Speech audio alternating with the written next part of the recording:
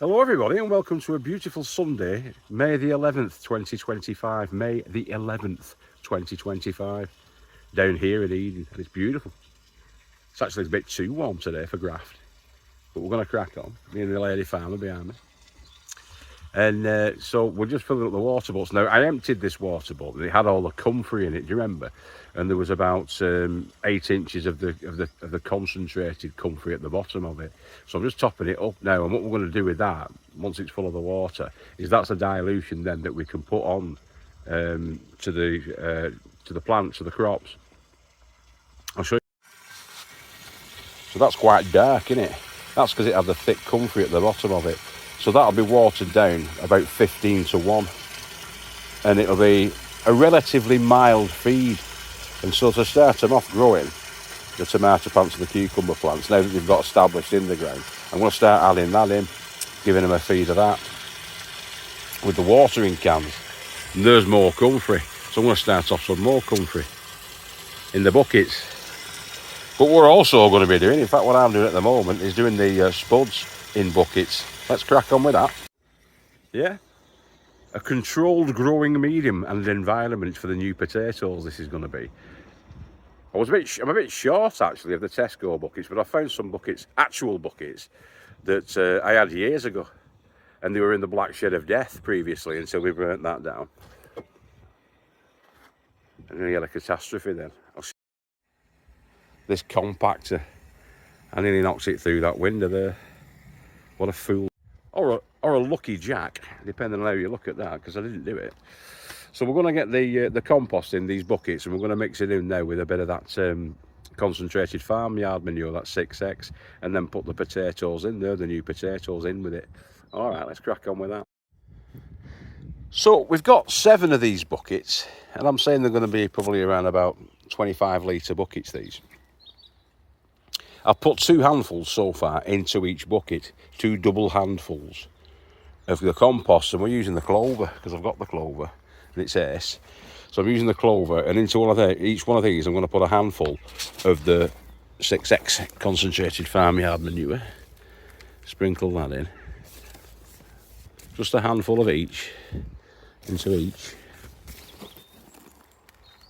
That'll be more than plenty. Now I'd tend to put bloodfish and bone in, but I don't have any bloodfish and bone, and I'm an impatient get. But this farmyard manure is going to do the job. I'll get plenty of leaf on top of it, obviously, because you're going to get a lot of nitrogen in there. But it should also feed the tubers too. Some people swear by like chicken manure and what have you for spuds, but it'll grow in any kind of manure really. A spud will. You'll get potatoes. Potatoes will happen. There's about 3 inches there of compost in the bottom, and I'm going to mix that through now in each one of them, so it's all integrated into the mix. And that's going to be our base layer. That's going to be our seat, if you like, for the seed potato that's going to go in with it. And the seed potato is going to be sort of sat in the middle there, perched there. And when it sends its tendrils out, its roots out, it'll go down and it'll seek out the nutrition, and then hopefully the whole setup will be correct, and we'll get with them being first earlies or new potatoes, these that we're putting in, you'll get them growing all around that seed potato. So you'll probably get them growing about 3 or 4 inches above, and then 3 or 4 inches around. They're a determinate, excuse me, a determinate potato. So that means they don't grow all the way up the stem. They tend to grow in one area. So this bottom half, up to probably about there, hopefully will be full of spuds, probably about 2 pounds of spuds in this bottom bit. And then we'll not have so many at the top with these ones. With your second earlies and your main croppers, some second earlies are determinate and some second earlies are indeterminate, which means they probably will get growth and tubers further up the stems. But generally speaking, you only tend to get them in and around. You get like a big I think last few times we've done them, we've had like a big clump of potatoes, probably to about halfway up the bucket, up to about 8 inches or so is where the potatoes grow, in and around our seed potato. And then you don't get too much further up than that, if I'm honest. You don't get too much growth or tuber growth further up from that, which is okay. Doesn't matter, does it? In fact, it's good in some ways, because you don't get too many potatoes sat on the top of your soil turning green. They tend to be under the ground, turning a beautiful succulent white or cream or whatever colour they are. You can get some red ones as well, can't you? And purple ones and all that. But we're just doing the white varieties this year. I'll show you which ones we're going to be putting in shortly. But I just thought I'd give you a bit of ASMR there, just kneading the soil and integrating all of that goodness into the soil, into our compost. This will be a nice mix. This a nice healthy mix. And as I said, the roots, if you like, will come out and they'll seek that nutrition around where the spud is. I'll crack on. Now, my old mucker, Tony O'Neill, has an offset growing method for spuds.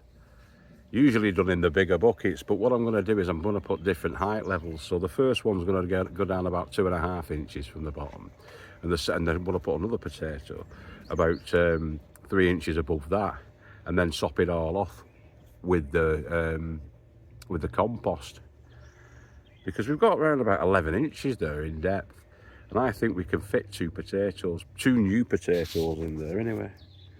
And we're going to go for the Highlanders, the Caledonian Pearl we're putting in. These are Caledonian Pearl. Never grown these before, but I've got hopes for them, because it says they're a high-yielding potato. High-yielding first early potato, suitable for boiling and chips. That'll do for us, won't it? So as long as I've given them enough room, there's sort of like a few inches between them, should be okay. I'm going to put one, I'll show you actually. Right, I'll see you later, love. Yellow buckets, you bought buckets. I've not, they're old buckets, they're about 3 years old then, 4 years old, before we got the Tesco ones. Cool. Right, I'm going. I'll see you later, we'll get some chicken and that, well, you've got the chicken on, haven't you? It's on already, and don't forget that water's chopping up. Right, yeah, no problem, love. Right. So the lady farmer's just on the travels there, going home. She's done a bit today. She's done about 2.5 hours today. So that's the first one in, and I'm going to cover it over with this stuff, the old clover. Sprinkle that over the top. And bury it in up until about that line, and then I'm going to put another one in. We'll see how we go on. We've got loads of seed potatoes, loads of them. Absolutely tons of them. I've got too many seed potatoes. So if they are a little bit overcrowded, I'm not too concerned about it, because we still will get the spuds off it. And hopefully we'll just have a big tub. I'm going to sprinkle a little bit more of the, but only about half a handful of the 6X in. And then, because I know the first one's there, I'm going to offset it a little bit, and I'm going to put the second one there. Can you see all the chits on that? Yep, there's only plenty of chits coming on it. That's where the horns come out, and they'll grow from there. So I'll try and angle them so that they're coming that way and they're coming that way. And then all I'll do is I'll just top them over. But where the chits are, where the horns are, you also get the root coming out from that as well. So that's where the horn comes, and the root comes out from the same spot, the same position. It's where the eye of the potatoes are. You get the eyes on the potatoes, and then you get the little shoots starting off. And eventually, they become the stems, or the horns. I call them horns, and I'm sticking to that. They're going to be forever horns in my mind. I think of the potato as a little devil. He's got his horns out, and the spuds will grow off those horns. But essentially, it's just a growing stem that comes up through the ground and then pops up and gets foliage on it as it pops up through the surface. But I'm going to top all of this off now with the compost, so that it's only about ½ inch off the top, and then get the water in, and that's one done, ready for cracking on. Okay, so there's 2 potatoes offset at different heights and different pitches within those buckets, and there are 7 of them, so that's 14 potatoes of the Caledonian variety. I think they were called, weren't they? Caledonian, I do believe. So they're in there, the first earlies. Now, as I say, we're going to be leaving them in those buckets, but first of all, we need to give them a good dousing, get them all wet through. And then probably every other day in these conditions, in these really sunny conditions, warm sunny conditions, I'm going to be watering them probably about 2 or 3 times a week. Reason being is it'll evaporate, they'll get dry, and we don't want that. We want a sort of constant moisture within those buckets. There's about 7 holes, 8mm holes in the bottom of those buckets, so there will be drainage there if they get overwatered. But I just do want to keep about 1 inch below that soil surface. I want to keep that moisture, that dampness, so that the potato plant can feed off that and take in its water and grow its stems along with the nutrition that we've got in the name of 6X. So I'm going to give them a good dosing now. Probably going to give them about 10 seconds or so each one, so that the water gets down to the bottom of these.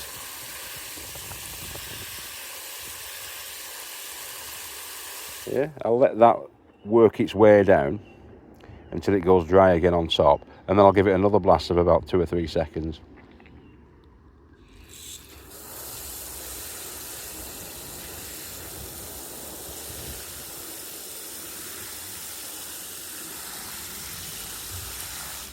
Yeah, all the way along.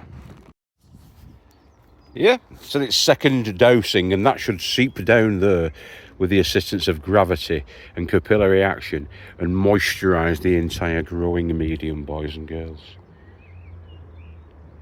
Lovely. So this is the comfrey tub, and being careful not to get it on my hands as best I can, I'm going to get these filled up. I've got 3 I'm going to fill up and take these into the tomato and cucumber house and give them the first feed of this dilute mix. But yeah, that's good stuff, that comfrey. Now it's been diluted, it doesn't actually smell too bad, but I'm not going to obviously dilute it again. I'm just going to put that in now, neat and raw as it is, and it should be just about the right concentration, that.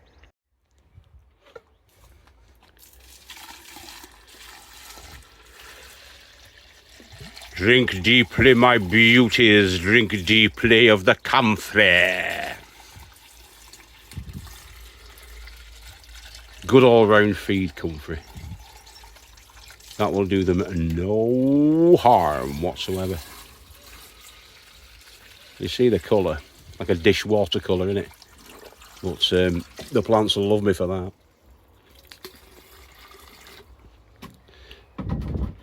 Just get it straight in there. With the concentrated stuff that we've got in there, that will, in about 2 weeks' time, that'll be just about ready.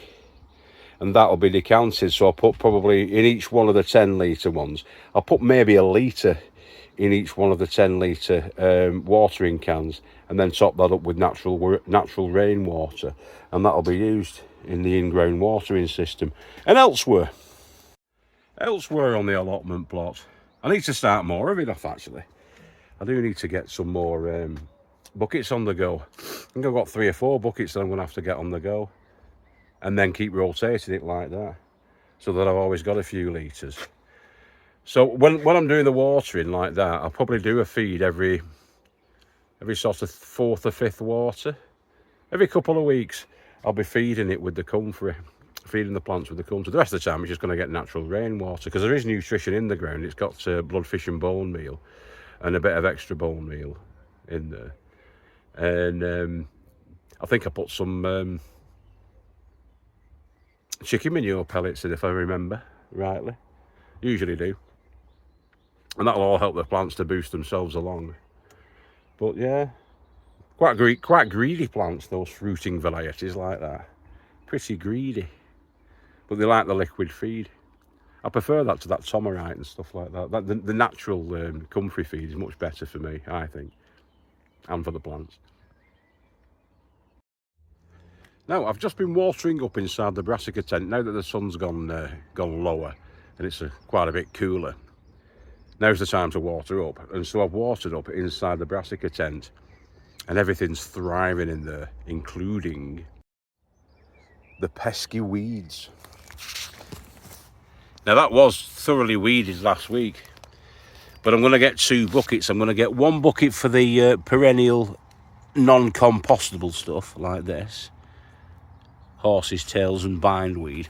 1 bucket for that, and 1 bucket for these annual jobbies, which we're going to compost. So let's crack on with that. Well, as you can see through there, I've just been pulling a couple out there, look. It's pretty much infested, and you only have to turn your back on a weed and up it pops, and gives you 2 fingers right in your face, laughs at you completely, taking the mickey out of you. But most of this stuff can be composted, so I'm going to get 2 weeding buckets and crack on, but segregate your non-compostable stuff. I don't like composting these grass clippings, so they'll go in the non-compostable. Same with these horses' tails and bindweed. Here's a horse's tail. Try and get them out as deep as you can, actually. Get the majority of the root. That root will be attached to a root rhizome that runs underneath all these beds. There'll be several root rhizomes, which are like the parent roots, and then off from them come these upshoots. There's little side shoots coming up, and that's what you see on the surface. But underneath there, you'll have a crisscross and a matrix of the swines, all working their way through. So all you can do really is pull them as they show the face, like that, and separate them from your compostable weeds, which is what I'm going to do next. Let's crack on with that, because I bet I've got about a good half an hour's worth of that in here. So I've just weeded these first 3 beds here, and that's all I'm going to do tonight, I think, because I'm missing them. There's a couple there, aren't there? The swines. But there's my bucket of the compostable stuff, and there's my bucket of horses' tails and 2 bindweeds that I've found. But I'm going to continue on with that tomorrow and get them all out, as many as I can.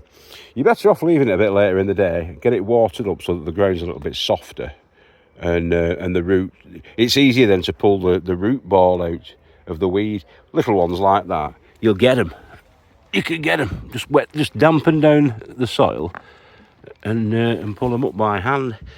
Yeah, I can't get a hoe in these, and to be honest, I've never been a big advocate of the hoe, because you tend to, from time to time, damage the plant that you don't want to damage. But doing it by hand is longer. It's a lot more labour intensive, shall we say. But in the beds where you're going to be growing stuff, I keep a good firm hand on that, just using my good firm hands and weeding by hand. I've found it's the best method for looking after your crops. Certainly, you don't damage as much.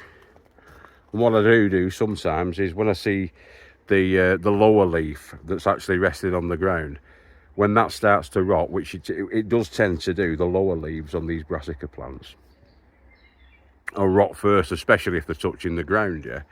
So you get those off before they start turning manky, because when they do turn manky, you'll get loads of slugs coming in. The slugs will be massively attracted to that in an insatiable fashion. It brings all the slugs in, and then the slugs get established, and you've got nothing but woes and troubles. So keep on top of that. Keep growing with your heads down, boys and girls. I'm going to be on every day this week because I'm off work. I'm taking down 2 outhouses at our house, at the back of the house. I'm taking those down and putting them all in the skip, all the bricks, clearing it all out at the back of the house. I'm helping my mum out this week as well for a couple of hours, but the rest of the time I'll be down here from around about 10 in the morning till about 2:30, 3 o'clock in the afternoon. I'll be down here, all knocking outhouses down. I'm hoping to get those outhouses down within a couple of days, to be honest, or I might do those later on at night, you know, between sort of 6 and 8 o'clock or something like that, when it gets a bit cooler, because it's something like work, that taking those brick outhouses down. He's built like a brick outhouse. Well, they are. They're actually old. One of them was an old privy, and the other one's an old coal shed. Anyway, they're coming down because we need the space. We're going to clear it all out down there. We've got quite a bit of work to do at the house, so I'm going to split a bit of time. But I'll definitely be down here for about 2 or 3 hours every single day to bore you to tears with daily uploads. So stay tuned for that next week, guys. Take care of yourselves and each other. God bless. And remember, we love you all. If you're a lady, you've been beautiful, fragrant. And what's the other one?